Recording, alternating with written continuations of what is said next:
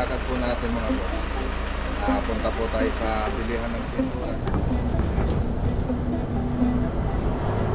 So 95 po yung bawat isa, dalawa po yung pinalapas taktak. So update po natin yung motor na lang kulang dito. Ganda na. Talang tigas talanggal. Ay pare. Tapos linis to lang na. Lampasok pag pipis to, i-rotate mo doon. Tatama na yung. So ang susunod na pupuntan nila pintura, tapos TV console, tapos marami po tayong stock na ito. Ang ganda na. Alright, so isusunod natin dito yung mga closet. Tingnan po natin yung mga detalye. So ayan, may condiments tray, tapos ayan, drawer. Ayun, nandito pala. Who is your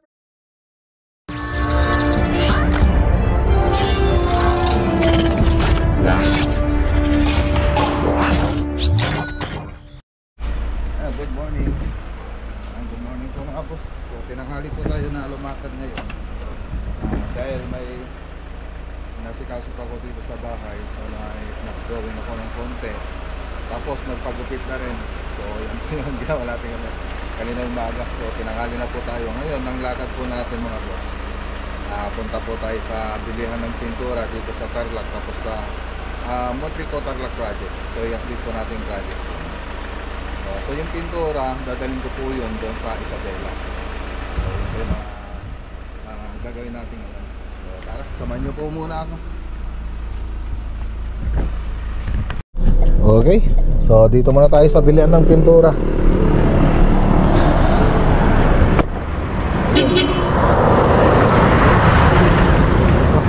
Ano po rito? MBB Royal.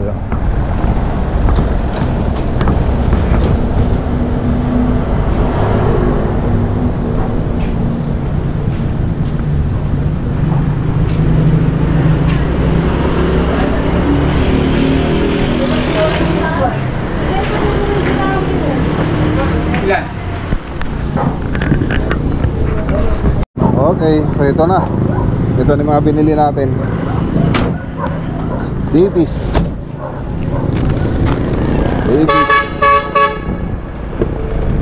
Ang daming bibili. So ito yung resibo niya. So, basahin natin yung resibo. So yung resibo na ito, ayan o. Flat latex, 3 timba. So 2,417 bawat timba. So 9,818 binayaran natin. 1 gallon na semi-gloss, siyempre Davis pa rin, 730. 1 kilo na estapa na cloth, so yung pamunos to ay 120. 3 pieces na paintbrush na number 2, 55 times 3, so 165 po. Tapos yung 1 piece na paintbrush na number 1 ay 50 pesos. 2 pieces na roller brush, so 95 po yung bawat isa, dalawa po yung kinuha natin, so 190. So 2 pieces na tray, yung plate nya 65, dalawa po yung kinuha natin, so 150. 20 pieces na liha, yung number 80. So magkano na yung isa na ito? Hindi ko makita. 17 pesos bawat isa, so times 20, 340. 10 pieces na mesh tape, masking tape na number 1, so 40 times 10, so 40 kasing kinuha natin, so 400. So 1 liter na lamp black, so 110 po siya. Tapos 2 can na bottle spray na matte, so 160 po yung bawat bottle, 2 kinuha natin, 320. So yung binayaran natin dito 12,415 para sa Isabela project sa ceiling. So larga na tayo. Okay, Motrico. Barangay Motrico, La Paz, Tarlac. So update po natin to mga boss. Lapit na po tayo.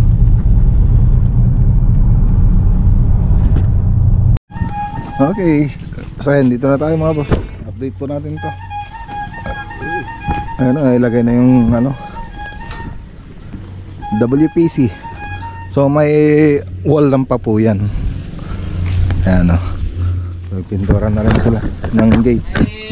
So ang hindi pa tapos dito yung babalikan pa po namin ito.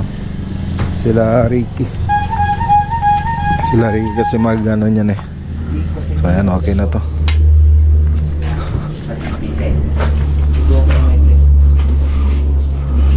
Okay. Ada pa yung sobra? Ada sobra? 5 pa yata. 5? Sige. Okay. So ito yung project. So tignan natin. So dito hindi pa tapos. Yung laboratory na lang kulang dito. Ayan, ganda na. Tapos ito, babalikan pa nila Ricky ito para kisimihan. So nasa Isabela kasi sila Ricky ngayon. Pag natapos doon, sasaglitin nila ito bago ko sila papuntahin doon sa kabilang project. So magre-retouch pa kasi sila rito. So ito na. So yung laboratory na lang dito, hindi pa tapos. Tapos yung ceiling dito ayusin din nila.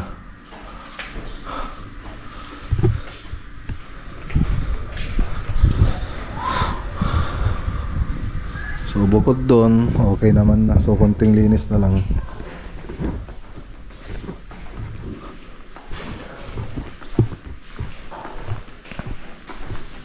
Okay.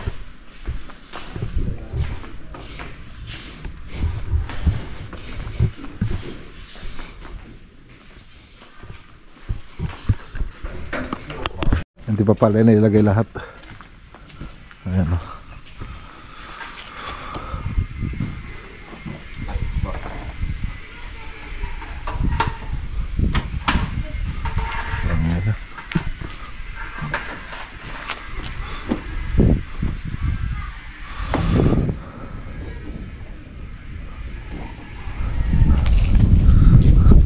Talang tigas talanggal? Ay pare? Talang pare. Tapos linis to lang na. Linis lang. Lampasog pagatang kalokati nadalinis ita di ada magayam lampason da.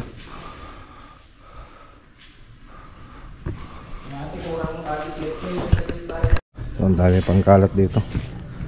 So isang namin dito yung paghakot ng mga debris para malinisan na rito. Ayan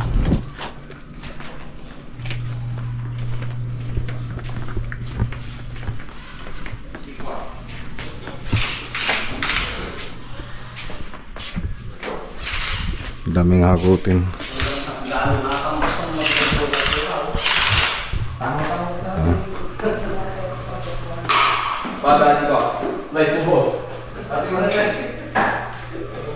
Yung laboratory.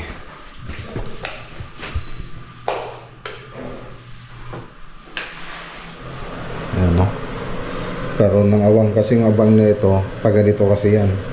Kaya nagkaroon ng awang hindi pwede kasi kailangan gusto nilang palagyan ng laboratory.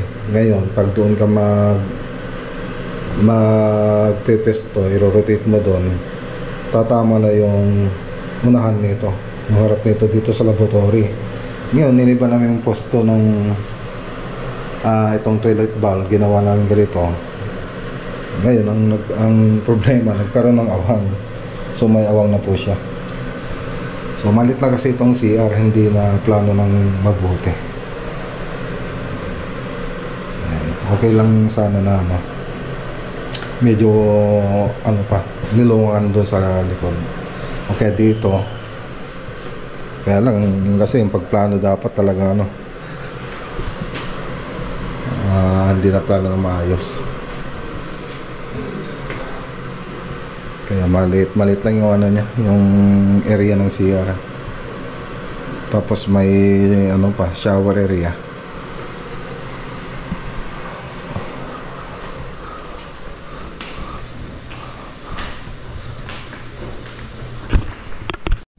Okay, so tara na. Shoutout kay Ma'am Joanna Taborlupa at kay Sir Joshua Dantes. Nang maglinis kayo pa para ino ka. Linisan nyo na lang. Di ba para kutan? Okay. So ang susunod na pupuntan nila pare Roland dito sa Kapas Tarlac. So pagkatapos nito diretso na po sila doon sa Kapas. So full payment na po yun. House finishing. So tara.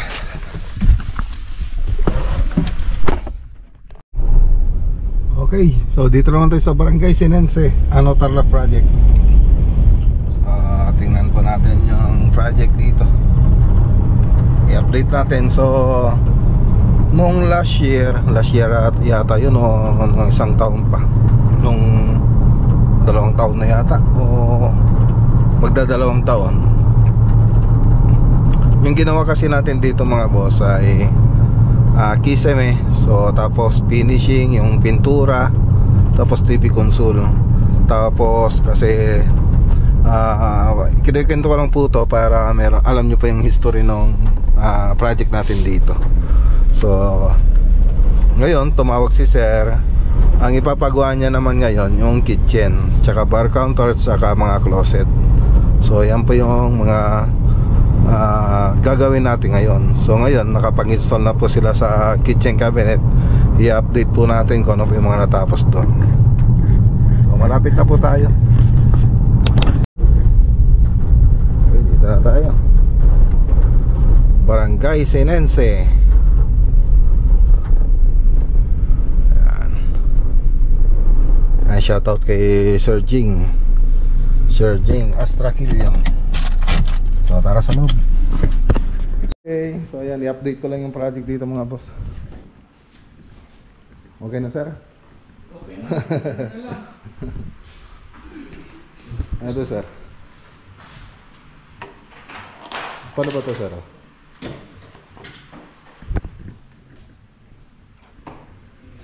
Para saan to sir, yung pinalagay niya? Ito yung pull-out na saksakan. Yung saksakan pala. Ano? Ilang araw po nila tinapos yung granite sir? 2 araw. 2 araw. So 2 araw po nila tinapos itong granite. Si Crystal Granite din po yung naglagay dito. So yun, ang ganda PVC board. So ito po yung mga tinda natin dun sa bahay. Yan, marami po tayong stock na ito. Ang ganda na. Alright. So isusunod natin dito yung mga closet. Tingnan po natin yung mga detalye. So ayan, may condiments tray. Tapos ayan, drawer lang po dito. Tapos ayan, din ay ayos na mabuti ayan. Tapos microwave tsaka microwave oven sa taas. Ayan. Tapos ito yung sa may range hood. So ganyan lang sa may taas niya. Ayan, ganda na. Tapos dito, ayan. Tapos dito yung corner basket.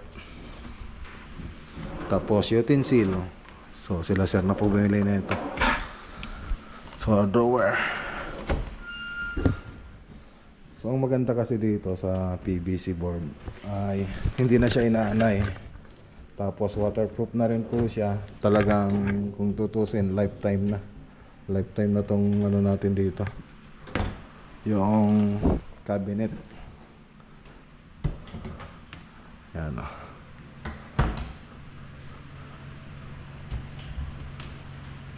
Tapos ito yung pantry. Alright. So yung ginagamit na po natin dito na dati neon lights yung ginagamit natin ngayon. Yung ginamit natin dito yung aluminum profile. Aluminum profile na po siya. Pati dito sa dito, ayan naka aluminum profile na siya. So dati ano na yan, neon lights yung gamit natin. Yan, aluminum profile. Yan. Okay, ang ganda na. Tapos dito naman sa center island, nandito yung pull-out basket. Yan. So meron din dito. Oh, tapos yung basurahan. Lalagyan ng bigas na. Ay, bigas ba to? Rice dispenser pala to. Kala ko yung ano. Nandito yung Yung baso na nandun sa kabila. may puto Sa- dyan. Yung, Dito sir? yan. Ayun, nandito pala. Ayun, ayun o. Ah, ganda. Tapos naka neon lights din dito. Ay, naka aluminum profile. Ayan. Sa corner naman siya nakalagay. Itong aluminum profile na to, pang corner po to. Tapos yung pang center naman, ito po siya. Ayan. Sa center. So pwede rin dito sa corner, pero para sa amin, dito na lang namin lalagay. Ayan. Tapos ito rin. So naka PVC board. Ganda. Ayan. Tapos meron pa sa loob niyan. Tingnan natin. Yung back. Ito pa yung loob ng bar counter. Ayan. Ayan siya. Oh, may mga alak na. Yun, oh. Ganda na. Alright. May gagawin pa dito, sir, no? Yung dito? Meron, pinadesign ko to. Tapos ito, hindi ko talaga siya magagamit. Yan, sir. Ito. Bayad, sir. Ang lalaki nung amplifier ko eh. Amplifier, sir. Oo. Pero nandito na yun, sir. Oo, nandiyan dyan. Kaya sinasabi ko kay Ampunon, laki yan. Habaan ang nandito. Ewan ko. Hindi naman niya yata sinabi sa'yo. Ayun lang.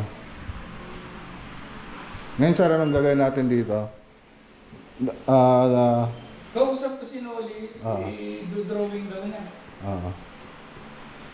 Pero paghabaan yun, sir, habaan ba yun, sir? Oo, lalaki Habaan. yan. At saka, sabi ko, yung ganito, doon sa gitna, manapupul.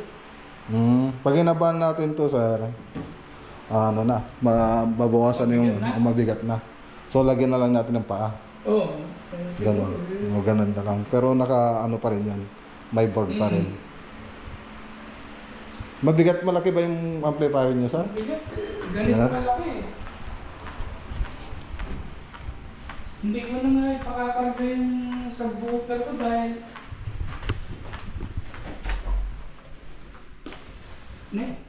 nandito, nakatago pala rito. Pero malaki siya. Ganito siguro. Tapos Malaki. ganyan kakapal. Talagang pang malakasan. Pang malakasan. Yung magbabibrate yung isang yung mga salamin, sir. Hindi naman, pero ganun ang amplifier namin eh. Kasi pag may amplifier. 2,000 years later. Okay, dito na tayo sa bahay. So, 6:21. So, medyo maaga tayo ngayon. 6:21, hindi pa gumabi. So, paggaling natin ng kanina, punta pa tayo ng Lawak. Hi! Hi! Hi! Uy, pogi ni Papa. Hi! Pogi ba ako? Opo. Tara doon sa loob. Nagkagupit ka ng hilaluan sa mundo. Pagupit ako. Pagupit ako. Okay, pasok na. Pasok na. Who is your favorite vlogger? Wow, thank you. Ano sasabihin mo dito? Ian. Like and subscribe lang Mark na Kuya Vlog. How about you, Kuya? Tingnan mo Papa, I'm gonna turn it to all. Wow, galing ah. You're welcome. So, guys, see you in the next video and make sure to subscribe like me. And bye! Bye! Subscribe!